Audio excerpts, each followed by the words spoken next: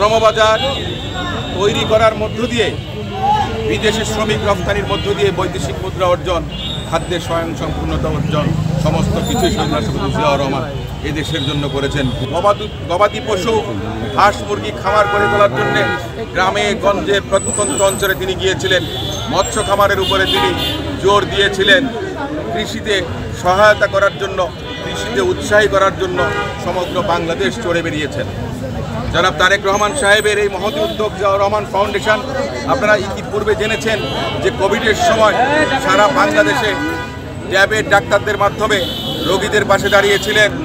বিভিন্ন সময়ে যারা দুর্গত ছিলেন, আন্দোলনে আহত যারা ছিলেন, তাদেরকে বিনে পয়সায় চিকিৎসা দিয়েছেন এবং এই ফাউন্ডেশনের ফান্ড থেকে টাকা দিয়ে তিনি অনেককে বিদেশ থেকে পর্যন্ত চিকিৎসা করিয়ে এনেছেন। এই ফাউন্ডেশন খোঁজ নিচ্ছে জুলাই আগস্ট অভ্যুত্থানে যারা আহত হয়েছেন তাদের পরিবারের পাশে দাঁড়িয়েছে, যারা নিহত হয়েছেন তাদের পরিবারের কাছে গেছে। সেরকম একটি উদ্যোগ এবং ছোট্ট একটি প্রয়াস। এই বর্ষাকাল, এখন রিক্সাওয়ালা ভাইয়েরা ভিজে, কখনো গরমে ঘামে ভেজেন আর কখনো বৃষ্টিতে ভেজেন যে সমস্ত রিক্সাওয়ালা ভাইয়েরা, তাদের জন্য আমাদের এই ক্ষুদ্র প্রয়াস। আমরা রেইনকোট ডিস্ট্রিবিউট করব। আমরা আমাদের দলের প্রতিষ্ঠাতা শহীদ রাষ্ট্রপতি জিয়াউর রহমানের আত্মার প্রতি গভীর শ্রদ্ধা জানাচ্ছি এবং আপনাদের সবার কাছে ওনার জন্য দোয়া চাইছি।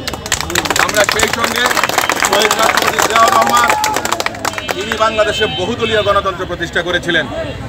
যে গণতন্ত্রের জন্য আমরা 15 বছর লড়াই সংগ্রাম করেছি, তার পূর্ণতায় জুলাই আগস্টের অভ্যুত্থানের মধ্য দিয়ে আমরা চাই আমাদের দেশের জনগণ ভোটাধিকার প্রয়োগ করতে পারুক। আগে 3টা নির্বাচন, যে যুবকের বয়স 18 হয়েছিল সে আজ পর্যন্ত ভোট দিতে পারেনি, তার বয়স 30 হয়ে গেছে।